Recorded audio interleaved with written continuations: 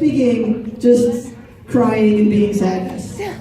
Maria and Elena and Amanda over here in Ziklag. Where are you going? For what? You can't just come up in general, you need a role. I need a priest. Becky, do you want to be the priest? Sure. Come and be the priest. This is your priest robe. And you're going to need that when I talk. That's your ephod. For now. You are with David. You're David's priest. I need God. Yes. God. You have a beard. Finally. Up on the stage somewhere. And I need an Egyptian. Random Egyptian. Jenny, come and be a random Egyptian. You have a little Egyptian belt you get to wear so that we know you're the Egyptian. All right. David and his army and the priest with the ephod. Yeah, you're good. And Egyptian, you need to be over by the stairs. And I have Amalekite soldiers and women and children, right? We're good? All right, so, has everybody done this before? Here's what we do. I read, ooh, I'm really, really loud on these monitors. That's awkward.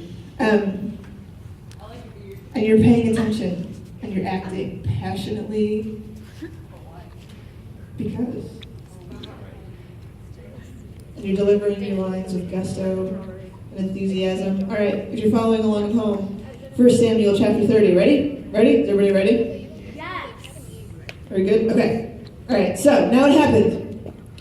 When David and his men came to Ziklag, you're coming home to Ziklag, on the third day, that the Amalekites had invaded the south and Ziklag, attacked Ziklag and burned it with fire, and taken captive the women and those who were there from small to great. Okay, stop in Ziklag. Stop. David and your armies. No, we're not. David, kill them. Amalekites and women and children Kill them flee all. over there towards the chairs. Wait, stay here though, because we need to fight you later. Just see that way. They did not kill anyone, but carried them and went their way. So David and his men came to the city, and there it was, burned with fire, and their wives, their sons, and their daughters had been taken captive. Then David and the people who were with him lifted up their voices and wept until they had no more power to weep. You don't look like you're weeping Okay, weep a little softer then. And David's two wives had been taken captive. Now David was greatly distressed, for the people spoke of stoning him, because the soul of all the people was grieved, every man for his sons and his daughters. But David strengthened himself in the Lord. Then David said to Abiathar the priest, Please bring the ephod here to me. that's the thing that you're wearing. That's what he wants. And Abiathar brought the ephod to David. So David inquired of the Lord, saying, Shall I pursue this troop? Shall I overtake them? and he answered him, Pursue, for you shall surely overtake them and without fail recover all.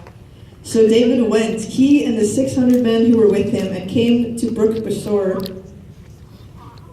Go after your You're supposed to be leading our army. Let's go. And there they stayed the ones who were left behind. So the weak ones need to stay left behind. You're exhausted. Well, you got like halfway there, and then you stopped. But David pursued, he and 400 men, for 200 stayed behind who were so weary that they could not cross the brook. Then they found an Egyptian in the field. Where's the Egyptian?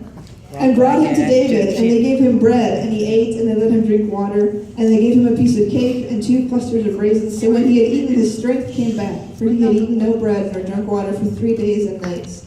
Then David said to him, To whom do you belong, and where are you from?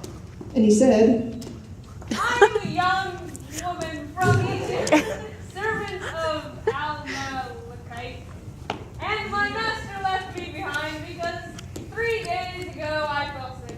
We made an invasion of the southern area of the Cherith and the territory which belongs to Judah, and of the southern area of Caleb, and we burned Ziklag with fire.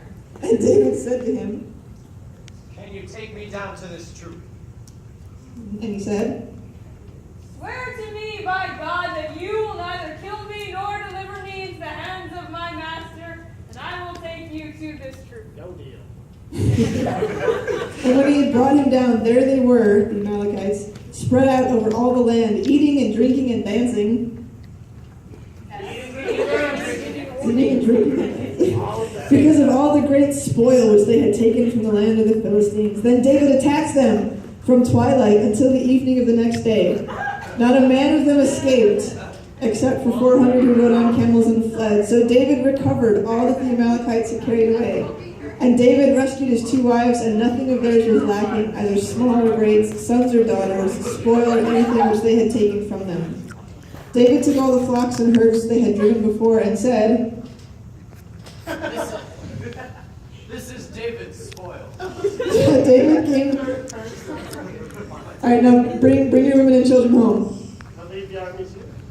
You killed them all. No, and the armies. David and all your men, bring all your victory home.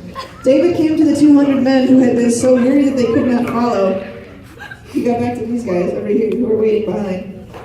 Whom they made stay at the brook. So they went out to meet David and to meet the people who were with him. And when David came near, he greeted them. Then all the wicked and worthless men of those who went with David answered and said, Because they did not go with us, we will not give them any of the spoil that we have recovered, except